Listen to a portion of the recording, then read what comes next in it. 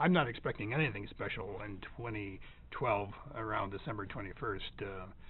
I'm not going to lay in any extra supplies, no survival gear. I'm just going to lay in an extra supply of eggnog for the coming holiday season. There's no planet Nibiru, there's no planet X, and nothing is hurtling toward us. But there have been claims on the internet that there is a planet called Nibiru, 4 times the size of the Earth, that's going to come close to the Earth or smack it in December of 2012. But there's no telescopic evidence. There's no evidence that it's perturbed any of the inner planets or the outer planets, which it would have to do if it were in an orbit around the Sun.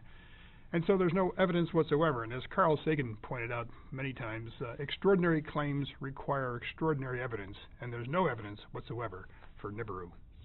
The Mayan calendar does not end in 2012. They have terms that they use for long periods of time, much like we have terms for long periods of time, like a decade, a millennia. The Mayans had something called the long count, which was 5,125 years long, and that's what's coming to an end on December 21st, 2012.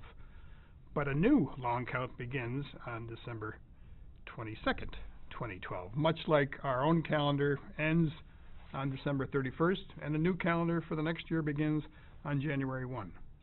Regarding the solar maximum cycle, the Sun has a period of solar activity that lasts about 11 years, so it is scheduled to reach a maximum around 2012, but it's been doing this for millennia. It reaches a solar maximum every 11 years or so for millennia, and there's no reason to suspect that this 2012 time period will be any different from the others.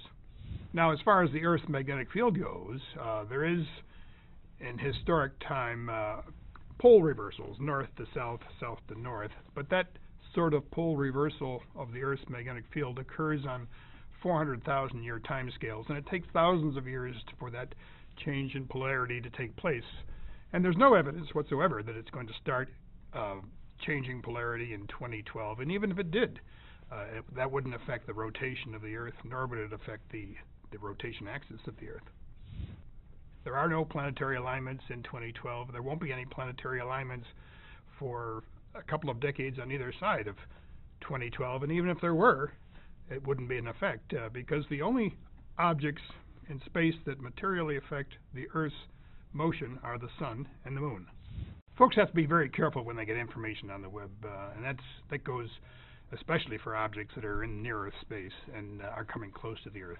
We have a website called Asteroid Watch, which is backed with evidence and scientific method. If we put something out there, it's the truth. If you go to other websites and they're putting things out without evidence, without science, don't believe it. You have to be very careful where you go for your information.